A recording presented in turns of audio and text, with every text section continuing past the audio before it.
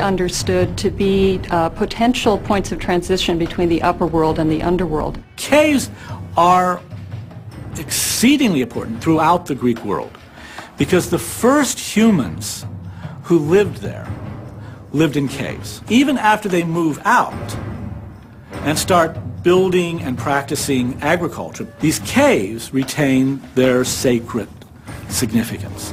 The experience of entering and being in such a gloomy place definitely affected the imagination of Greeks and their construction of what Hades and the underworld must have looked like.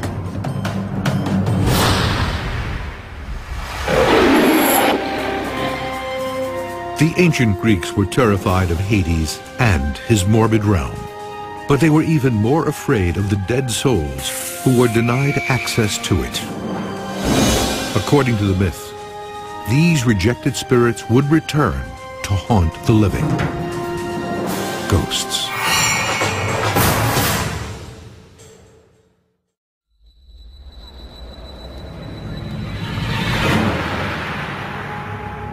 According to Greek myth, the god Hades rules a dark and dank universe. The underworld of the dead. It begins to metamorphose the afterlife into a kingdom. And the function of any just monarch is to punish the wicked and to reward the good. Hades assembles a gang of enforcers to watch over his dead souls. Cerberus, a ferocious three-headed guard dog. The Hundred Handers, prison guards of Tartarus. And the principal henchman of Hades, Charon. He patrols the river Styx, the waterway of hate. Charon has a job of ferrying souls from one side of the world, that is the world of the living, to the other side of the river Styx, which is the world of the underworld proper, or the world of the dead. He's a skeletal figure, very demonic and shadowy. He, in essence, is the border between life and death. He's decay. In terms of popular culture, he comes down as the Grim Reaper. He comes down as the one who will point his finger and take you. There is no way into Hades except through Charon. And no one can cross the river Styx for free. Every dead soul must offer a coin for passage. If the soul doesn't have that money to pay the ferryman, it wanders forever, unable to rest on the shore of the Styx.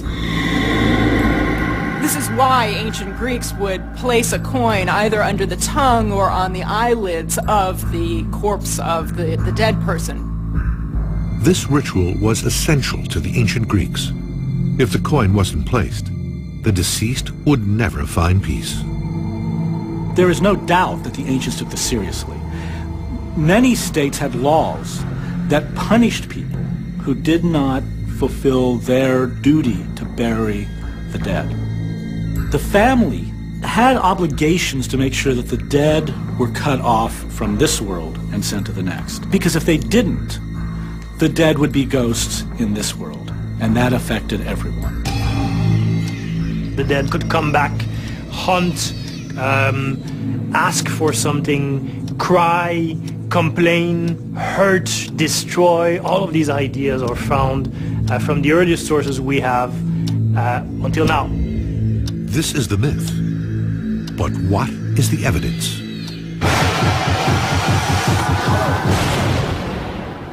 The Greeks left behind a clue about their belief in ghosts.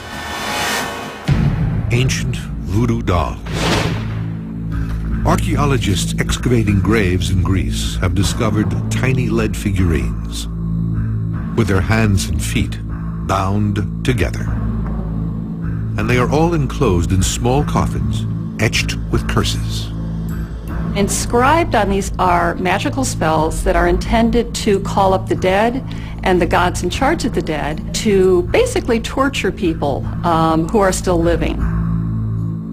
If you were competing in a boxing match, you might ask the dead to restrain the arm of your opponent. Another realm in which they were frequently used is business. So if you are a leather tanner and the other leather tanner down the street is doing better business, you ask the dead to somehow screw up his business. These voodoo dolls were placed in the graves of those who most likely never made it to Hades. They were known as the Restless Dead. People who had died too young, people who had died violently, for example by being murdered, or people who had not received proper burial. These ghosts could not get into the underworld, and so these ghosts were restless and unhappy and angry, and it would be easier to get one of them to do something nasty for you.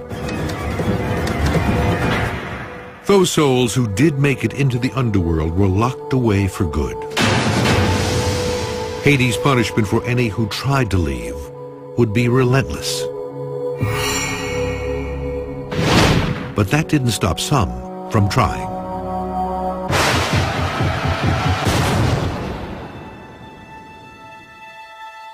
An old, weakened man stands wearily at the bottom of a mountain. Sweat streams down his face. Veins explode from his skin. His name is Sisyphus, and he is the first soul who ever dared to defy the will of Hades. Just before his life on Earth ended, Sisyphus made plans to cheat death. Sisyphus says to his wife, "Please don't bury me." He knows that if his wife doesn't bury him, he won't go all the way through to the other side of Hades. He'll be stuck in this kind of no man's land.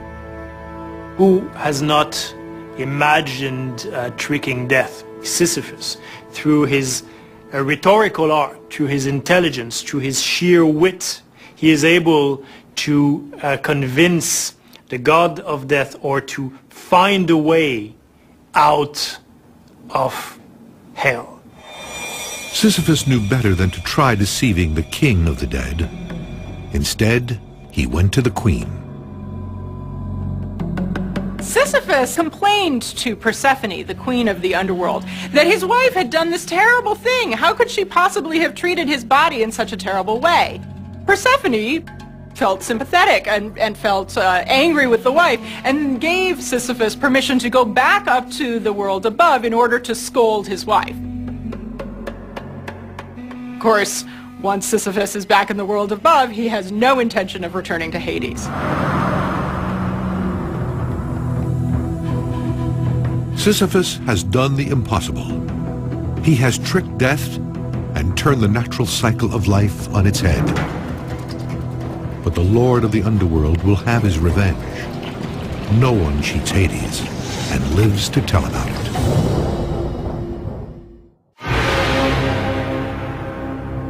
Hades, the god of the dead, releases no one. But a soul named Sisyphus has slipped through his grasp.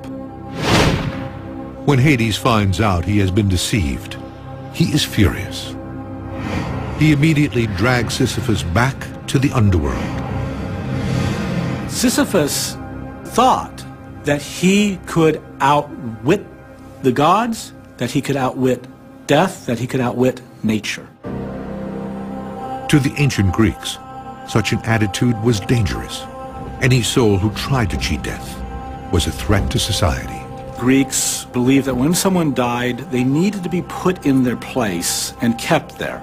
The assumption there was that the dead were seeking life from the living and draining them of life. If the dead were always present, they'd suck your life out. In the myth, the punishment for trying to cheat death is painful and permanent. Hades condemns Sisyphus to the hell of the ancient world, Tartarus. There, in the scorching heat, he is forced to push a huge boulder up a mountain. At the end of each day, he reaches the top, exhausted and in agony, and watches helpless as his boulder rolls back down.